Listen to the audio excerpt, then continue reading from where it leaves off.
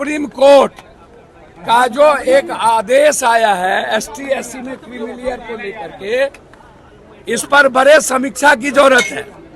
एक तरफ आरक्षण को लगातार कटल करने की, दूसरे तरफ आरक्षण जब बिहार में या तमिलनाडु में पहले भी दिया गया 67%, उसके बाद मेरा एक आग्रह है, सिर्फ यह कहना कि नीतीश कुमार जी यदि डबल इंजन इसको अध्यादेश नहीं ला पाते हैं भैया तो क्या बोलेंगे आप लोग ऐसे करिएगा तो।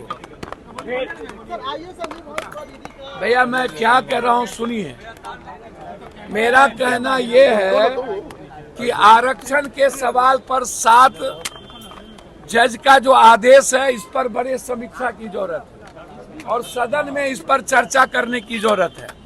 सर्वदलीय बैठक की आवश्यकता है।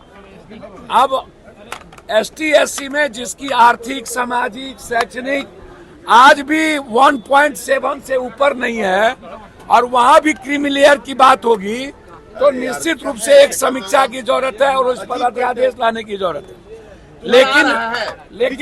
लेकिन जो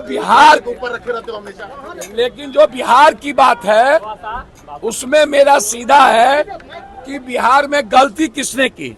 सरकार तो दोनों आदमी की थी ना।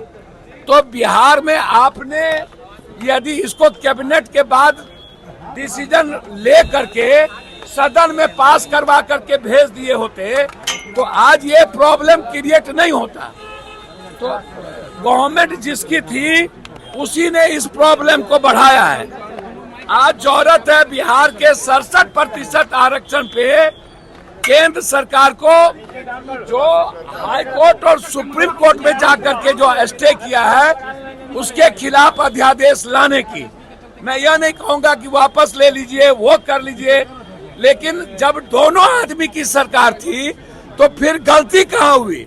जब आपने 67% आरक्षण दिया तो फिर सदन में पास करके क्यों नहीं भेजा?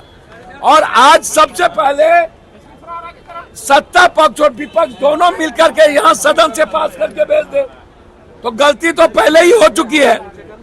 और दिल्ली में भी सुप्रीम कोर्ट का जो क्रीमिलेयर है वो भी मामला है, तो दोनों मामला को इसी सत्र में बहस करा लेने की जरूरत है।